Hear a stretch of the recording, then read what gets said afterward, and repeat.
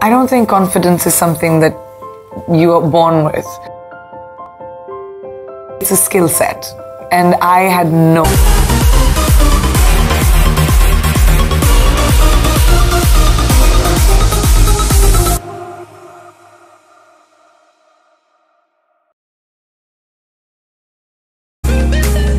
Right, even if someone else thinks this, I'm okay. And everyone can do that. People just don't realize it. So it made me understand that confidence truly is the key to getting ahead in life. If you believe in yourself, the world will believe in you. Because perception is reality. As soon as I started doing everything that I loved, there was a surge of power, a surge of confidence. I wasn't insecure anymore. Because the emotion that had the most dominance in my thought process was actually being paid attention to. I'm really sick of being insecure. I believe I'm enough, and I believe that everything I have that I need for life to make all my dreams come true, I know it's already inside of me. It's who you are and being comfortable with who you are that influences other people to say, oh, okay, maybe I could do that. You can't wait for destiny. No one can be that. You can't be like, oh, destiny's going to knock on my door one day. No, it won't. You have to be able to recognize opportunities because there'll be a lot of them that come into your life. And once you recognize an opportunity, you have to seize the day and work bloody hard because there'll be 25 other people who'll want to do it. The first step is belief, right? People think the belief comes once you've done it. You won't even take the first step if you don't believe that you can accomplish it. So we lead with belief as a species, so you have to find a way to believe in it to move. So your mom is giving you an awesome challenge. Can you believe in the face of her doubt, right? And to me, when people doubt me, it's a gift. I love that because I believe in beauty and rage, and you need both. I need people to love me. I need to want beautiful things for myself and for others. I want to create something amazing. I want to help a lot of people. I also want to prove a lot of people wrong who don't think that I can do this. I want to crush the enemies that want to see me fail, that want to do anything they can to ensure that I fail. I spend 80% of my time here and I spend 20% of my time here. And the irony is, as Darth Vader will tell you, there's power in the dark side. And once you learn to balance those, then you really get something interesting. And here's another way to say it.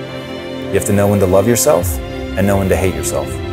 I think it's 80-20 again. You want to spend 80% of the time loving you and being proud of who you are, no matter where you are, no matter what part of your journey you're in, really loving that you're showing up, that you're playing. Maybe you're not yet satisfied with the level that you're playing at, but no worries. Like you're there, you're doing it, you're showing up. And then 20% of the time being wildly disappointed by yourself, being horrified by the fact that you were so lazy and so afraid of being cold that you wouldn't get out of bed. Like that's terrifying, and that's not acceptable. That's not a person that you're prepared to continue to be, and that you find that so disgusting in yourself that you're gonna make an immediate change. And if you don't do that, you'll never grow. You'll spend all your time over here, you'll be pacified. Talk about being pacified by the dream. Merely having the dream. I want to do good things for people. Have you heard a lot of people say that? Yeah, people say that all day. I want to do great things for people. I want to help the world. In what way? Like they don't get specific. So they're pacified by the dream. So you've got this person who's really not living up to their potential, being pacified by the vision of what they could do and who they could become, but they never, to your earlier point, they never find the path to execution.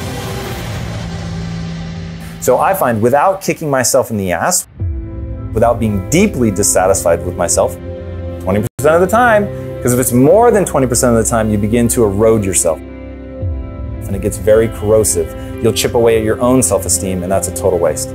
But you do have to be willing to kick your ass.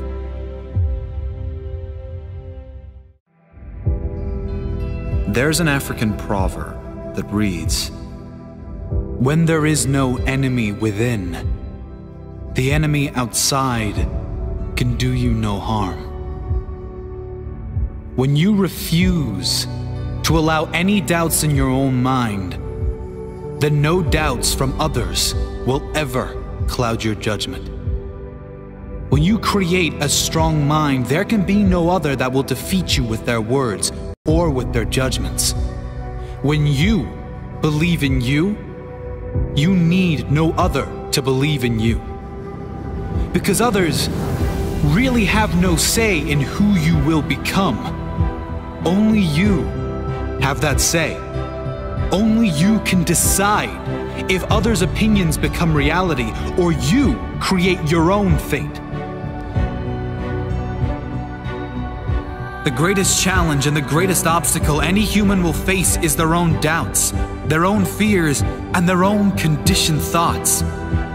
If you want to live your dream, you will have to fight for it. You will have to fight the greatest battles of your life. You will have to battle the external enemy. People who don't believe in you. People who do you wrong. People who put you down.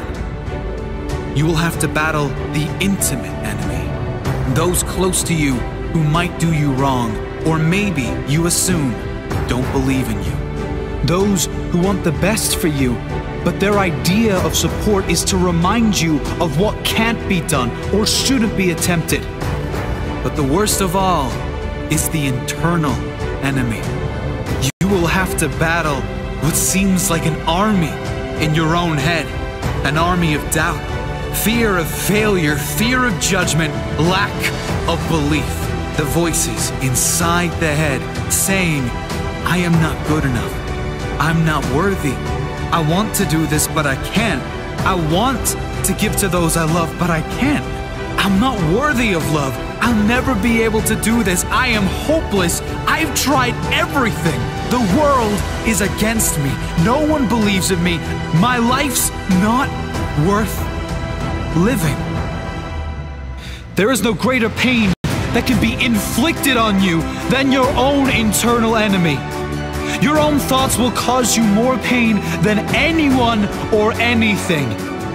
They can be likened to a terrorist living in your soul. But when you learn to control and direct your mind, you can direct that internal voice to work for you rather than against you. You get it to work for you by creating a compelling future.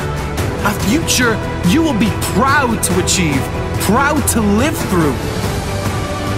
You do this by not just having goals, but having meaningful goals.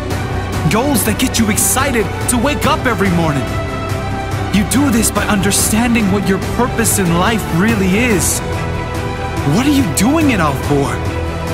When you know these things, when you work on yourself daily, you can quiet that voice in your head. You can feel good enough because you are good enough. But it does take a commitment of daily practice to work on yourself. Cut out something that you spend a lot of time on that does nothing good for your life and replace it with daily work on you. Empower yourself. Set your life up to win.